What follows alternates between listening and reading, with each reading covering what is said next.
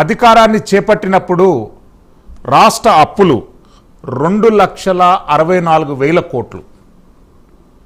వైఎస్ఆర్సీపీ అధికారాన్ని ఎన్డీఏ ప్రభుత్వానికి ఇస్తున్నప్పుడు రాష్ట్ర అప్పులు 5,68,000 కోట్లు. అంటే ప్రభుత్వంలో ఎలాంటి ఒక ప్రతిష్టాత్మకమైనటువంటి నిర్మాణం చేపట్టలేదు. రిషికొండ ప్యాలెస్ తప్ప ఆంధ్రప్రదేశ్ రాష్ట్రంలో వైఎస్ఆర్సీపీ అధికారంలో ఉన్నప్పుడు చేపట్టినటువంటి ఒక్క కట్టడం కూడా లేదు. అటువంటి వాటికి ఒక అద్భుతమైనటువంటి మహానగరం నిర్మితమవుతుంది. మనకు రీసెంట్ చరిత్రను చూసుకుంటే చండీగఢ్, భువనేశ్వర్ రీసెంట్ రాజధానులు.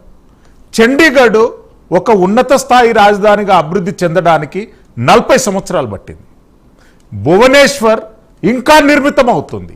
అంటే ఒక రాష్ట్రానికి రాజధాని నిర్మితం కావాలి అంటారంటే సర్వ అంగులతోని సన్ని ఏర్పాట్లు కావాలంటారంటే it will take it own time. ఎట్లా స్పందిస్తారండి దీనిపైన ప్లీజ్? 100%. ఇప్పుడు మనం ఒక ఇల్లు కట్టాలనుకోండి, ఇల్లు కట్టాలంటేనే మనకి 1 సంవత్సరం సంవత్సరాల పడుతుంది కదా. ఒక 2-3 ఫ్లోర్లు కట్టాలంటే 2-3 ఖచ్చితంగా 1 సంవత్సరం పడుతుంది. ముందు దానికి మనం డబ్బులు పోగేసుకోవాలి, దానికి ప్లాన్లు రెడీ చేసుకోవాలి, కూలీలను ఏర్పాటు చేసుకోవాలి, సెంటరింగ్ ఏర్పాటు చేసుకోవాలి. సెంటరింగ్ ఏర్పాటు చేసిన తర్వాత దాన్ని నీళ్లు పట్టుకోవాలి, ఆ మొత్తం స్లాబ్ వేసిన తర్వాత ఆ గోడలు తడుపుకోవాలి. ఇంత ప్రాసెస్ ఉంటుంది. అలాంటిది ఒక నగరం కట్టాలంటే ఖచ్చితంగా టైం పడుతుంది. అయితే ఇక్కడ ఈ సమస్య ఏమొస్తుందంటే ప్రభుత్వం మేము అమరావతి కడుతున్నాం అంటారు. అమరావతి కడుతున్నామంటే వీళ్ళందరూ ఏమంటున్నారు, మీరు మొత్తం నగరం కట్టేస్తున్నారన్న ఒక ఫీల్ వచ్చేస్తుంది. అసలు అది కట్టలేకపోతున్నారు, మీరు 4 బిల్డింగ్లే కడుతున్నారు అని వీళ్ళు మాట్లాడుతున్నారు. అంటే ఆ బిల్డింగ్ల సమూహమే ఒక మహానగరం అని చెప్పి వీళ్ళకి తెలిసినట్టు చెప్పాలి. ఇందాక మీరు చెప్పారు చూసారా, 480 చిల్లర కంపెనీలు వస్తున్నాయని చెప్పి, అవన్నీ కూడా కన్స్ట్రక్షన్ చేస్తాయి కదా. అంటే 480 బిల్డింగ్లు రెడీ అవుతున్నాయి కదా.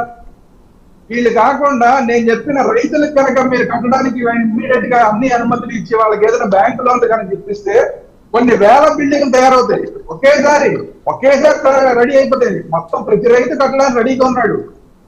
కాబట్టి ఏంటంటే అవన్నీ కనుక ఈ 2-3 ఏళ్లలో తయారైతే కనుక అప్పుడు ఒక వీళ్ళు చూపించినంత కాకపోయినా కూడా మాకు తయారవుతుంది. అది కాకుండా ముఖ్యంగా మీరు ఇప్పుడు చూపిస్తున్నారు, మీరు ఈ విజువల్స్ లో చూపిస్తున్నారు ఐకానిక్ ఏవైతే వంతెనలు ఉన్నాయో అవి కనుక రెడీ అయితే ట్రాఫిక్ కూడా తిరగడం మొదలైంది. ఆ రోడ్లలో ట్రాఫిక్ తిరగడం మొదలైతే కనుక ఇప్పుడు దాకా వెళ్ళట్లేదు. ఎవరైనా పర్టికులర్ గా పని ఉన్న వాళ్ళు వెళ్ళాలి, వర్క్ పనులు ఉన్న వాళ్ళు వెళ్ళాలి తప్ప మిగతా వాళ్ళు ఎవరు వెళ్ళట్లేదు. కానీ హైదరాబాద్ నుంచి వచ్చే వాళ్ళు, మిగతా చోట్ల నుంచి వచ్చే వాళ్ళు 2 పక్కల నుంచి కనుక ఆ అమరావతి మీద ట్రాఫిక్ అనేది రెడీ అయితే అప్పుడు ఇంకెవరు చెప్పక్కల అందరికి కనిపిస్తూ ఉంటాయి. ఈ కట్టడాలన్నీ అన్ని అందరికి కనిపిస్తూ ఉంటాయి. సో అప్పుడు క్లియర్ గా ఒక రాజధాని మనకి రెడీ అవుతోంది అన్నది అందరికీ తెలుస్తుంది. మరి అట్ ది సేమ్ టైం నేనేమంటానంటే మీరు ఖర్చులు పెట్టేది కూడా ఒక లిమిట్ గా ఖర్చు పెట్టండి తప్ప ఎక్కువ ఖర్చు పెట్టారంటే కనుక ప్రతిపక్షానికి మీరు ఆయుధాలు ఇచ్చినట్టే అవుతుంది. ఎందుకంటే అప్పులు అనేది చెప్తున్నారు, మీరు చెప్తున్నారు, వాళ్ళు చెప్పారు అప్పులని, మీరు చెప్తున్నారు అప్పులని. ఇంత అప్పులైపోతున్న రాష్ట్రంలో ఇంత ఖర్చులు ఎందుకు అన్న ప్రశ్న వస్తుంది. దానికి సహేతుకంగా సమాధానం చెప్పలేదు అనుకోండి, అప్పుడేమవుతుందంటే అద్భుత నగరాన్ని రెడీ చేస్తూ కూడా రాజకీయంగా ఇబ్బందులు ఎదురవుతుంది. కాబట్టి ఏంటంటే మీకు ఒక ప్లానింగ్ ఉండాలి. ఎలా ప్రజల్లోకి దీన్ని తీసుకెళ్ళాలి అంటానికి అధికార కూటమికి ఒక ప్లానింగ్ ఉండాలి. ఆ ప్లానింగ్ లేకుండా మేము అమరావతి కట్టేస్తున్నాం, ఏపీ అంటే అమరావతి పోలవరం అంటే అసలు మిగతా రాష్ట్రం అంతా ఇబ్బంది పడుతుందేమో అన్న డౌట్ అందరికీ వస్తుంది. పోలవరం విషయానికి వస్తే కనుక మీరు చేస్తున్నది ఏంటి, 41.5 అడుగుల వరకే కడుతున్నారు. మేము జాతికి అంకితంగా చేస్తామంటున్నారు. మీరు కట్టవలసిందంతా 45.5 కట్టాలి. 41.5 దగ్గర మీరు జాతికి అంకితం చేస్తారంటే మొన్నటిదాకా మీరు అందరూ ఏం మాట్లాడారంటే, మీరు ప్రతిపక్షంగా తెలుగుదేశం వాళ్ళు అన్నప్పుడు ఏం మాట్లాడారంటే అది కేవలం బ్యారేజ్ మాత్రమే, 41.5 అంటే ఒక బ్యారేజ్ మాత్రమే అని మాట్లాడారు. కాబట్టి దానికి సమాధానం ఏం చెప్తారు అన్న దానికి మీరు ప్రిపేర్ అవ్వకపోతే అమరావతి పోలవరం అని చెప్పి 14-19 దాకా చెప్పి ఎలా ఇబ్బంది పడ్డారో ఇప్పుడు మళ్ళీ కూడా ఏపీ అంటే అమరావతి పోలవరం అని చెప్పి పోలవరం 41.5 దగ్గర ఆగిపోయి అమరావతి ఏమో కొన్ని మాత్రమే బిల్డింగ్లు రెడీ చేసి ఇలాంటి విమర్శలకు పాలైతే కనుక మళ్ళీ రాజకీయంగా ఇబ్బందులు వస్తాయి. మీరు పని చేస్తున్నారు, పని చేస్తున్నారు, కంపెనీలు తీసుకొస్తున్నారు, అన్ని చేస్తున్నారు. కానీ దానికి తగ్గ రిజల్ట్ వచ్చేలాగా మీరు మాట్లాడే మాటలు లేవు. మీరు ప్రజల్లోకి వెళ్లే విధానంలో లోపం ఉన్నది. ఆ లోపాన్ని సరిదిద్దుకోకపోతే పని చేసి కూడా ఇబ్బంది పడతారు. ఎస్ విజయ్ గారు, రాష్ట్రంలో అన్ని దారులు అమరావతి వైపే ప్రయాణిస్తున్నప్పుడు అందరికీ దుర్గ శ్రీరామ్ గారికి వచ్చినటువంటి డౌట్ వస్తుంది. ప్రతిష్టాత్మకమైనటువంటి కొన్ని ప్రాజెక్టులు పోలవరం కానివ్వండి, ఇరిగేషన్ కనెక్టివిటీ కానివ్వండి, ఇక్కడ పట్టిసీమతో పాటు అక్కడ గాలి నగరి ప్రాజెక్టు వరకు ఇరిగేషన్ కనెక్టివిటీ మీద కూడా ఫోకస్ పెట్టవలసి. మీరు వైఎస్ఆర్సీపీకి కానివ్వండి, ఇతర విపక్షాలకు కానివ్వండి, అధికార కూటమిగా మీరు ఏం జవాబు చెప్తారు? శ్రీరామ్ గారు చెప్పేటువంటి ఏమైనా సలహాలు సూచనలు ఉంటే ఖచ్చితంగా, ఎందుకంటే ఈ ప్రభుత్వం అందరి మాట వినేటువంటి ప్రభుత్వం, మీ సూచనలు ఖచ్చితంగా పాటిస్తాము. మా సైడ్ నుంచి ఏమైనా తప్పులుంటే వాటిని సరిదిద్దుకొని ప్రజలకు మంచి చేసేదానికి ముందుకు వెళ్తూ ఉంటాం. సార్ ఒక చిన్న ఎగ్జాంపుల్ సార్, నేను వ్యాపారం స్టార్ట్ చేసినప్పుడు నాకు ₹1 అప్పు లేదు. నేను వ్యాపారం స్టార్ట్ చేసినాక నాకు ₹1 కోటి అప్పు ఉంది. ₹1 అప్పున్న నా కంపెనీ అసెట్ 10 crores అయింది. నేను నెలకి నేను నా స్పెండింగ్ కెపాసిటీ ఎవ్రీ మంత్ ఒక 6 lakhs శాలరీస్ ఇస్తా ఉన్నాను. అంటే ఏంటి, నేను అప్పుల్లో ఉండట బిజినెస్ రన్ చేస్తున్నట్ట. ఇది ఒక చిన్న ఎగ్జాంపుల్. అప్పు చేయటం కాదు, చంద్రబాబు నాయుడు గారి మోడల్ అప్పు చేసిన అసెట్ క్రియేట్ చేస్తారు. జగన్మోహన్ రెడ్డి గారి మోడల్ అప్పు చేసి ఖర్చు పెడతారు, అసెట్ క్రియేషన్ ఉండదు. మళ్ళీ ఆ డబ్బులు మళ్ళీ రొటేషన్ అయ్యి మళ్ళీ దానికి అభివృద్ధికి ఉపయోగపడేటువంటి పరిస్థితి ఉండదు.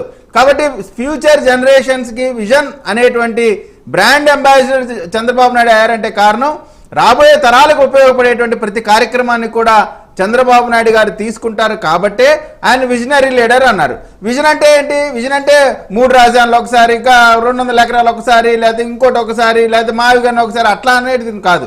మనం అమరావతి ప్రాంతం ఒక కేంద్రంగా నిర్మాణం స్టార్ట్ చేసిన తర్వాత అది నిరంతర ప్రక్రియ. ఇవాళ ఈ రోజుకి హైదరాబాద్ యొక్క రాజధాని ప్రాంతం యొక్క నిర్మాణానికి లేదా అభివృద్ధికి సంబంధించి కంప్లీట్ అయిందంటే అవ్వదు. హైదరాబాద్ కూడా ఇంకా అది కంటిన్యూస్ ప్రాసెస్, అది రెగ్యులర్గా అభివృద్ధి చెందుతూనే ఉంటుంది. రాజధాని ప్రాంతం అనేటువంటిది కంటిన్యూస్గా అభివృద్ధి చెందుతూనే ఉంటుంది నిరంతరంగా. ఇంకా ఈ ఆంధ్రప్రదేశ్కి సంబంధించి అమరావతి ప్రాంతంలో 12 జాతీయ బ్యాంకులు వాటి ప్రాంతీయ కార్యాలయాలు ఓపెన్ చేసినాయి. ఇంటర్నేషనల్ హోటల్స్ వస్తూ ఉన్నాయి, క్వాంటమ్ వాలీ, అదేవిధంగా Manipal group, My City, Ace Archer, ఇటువంటి అనేకమైన కంపెనీలు భూమి పూజలు చేసి ల్యాండ్స్ తీసుకొని, అదేవిధంగా MSK Prasad international cricket stadium, అనేకమైనటువంటిది బసవతారకం ఇంటర్నేషనల్ అకాడమీ, ఇట్లా అనేక రకాలైనటువంటి సంస్థలు ఒక్కొక్కటిగా వచ్చి అక్కడ ఒక పెద్ద ఎకోసిస్టమ్ క్రియేట్ అవుతా ఉంటే దాన్ని తట్టుకోలేక, ఓర్చుకోలేక, భయపడి అక్కడ అభివృద్ధిలో భాగస్వాములు అవుతున్నటువంటి పెట్టుబడిదారులని కన్ఫ్యూజ్ చేయడానికి మాత్రమే ఈ రోజున మావిగన్ స్లోగన్. ఆంధ్రప్రదేశ్ని అన్ని విధాల అభివృద్ధి చేసేటువంటి మంత్రం అమరావతి అనేటువంటిది ప్రజలు నమ్మారు. దాన్ని నాయకుడిగా చంద్రబాబు నాయుడు గారు ముందుకు తీసుకెళ్తా ఉన్నారు. దాన్ని అడ్డుపడాలనేటువంటి ఆలోచనతో సైంధవుడిలాగా అడ్డుపడతా ఉన్నాడు జగన్మోహన్ రెడ్డి. దానికి ప్రజలే బుద్ధి చెప్తారు. నేను అనుకుంటా ఉన్నా వైఎస్ఆర్ కాంగ్రెస్ పార్టీ నాయకులు కూడా ఈ మేమగారిని కవర్ చేయలేక వాళ్ళ తల ప్రాణం తొక్కొస్తా ఉంది. ఏంట్రా బాబు, మాకు రోజుకు ఒక మాట చెప్తా ఉన్నాడు. ప్రజాస్వామ్యం ఉందా వైఎస్ఆర్ కాంగ్రెస్ పార్టీలో? వాళ్ళ చర్చ జరిగిందా లేదా? వాళ్ళ పార్టీకి సంబంధించినటువంటి లీడర్లతో కూర్చొని మేము ఇది తీర్మానాలు, అది ఏం లేదు. జగన్మోహన్ రెడ్డి గారు ఒకటి మైండ్లో అనుకుంటారు, అది వచ్చేసి చెప్పేస్తారు. ఇది కాదు కదా ఆయన సొంత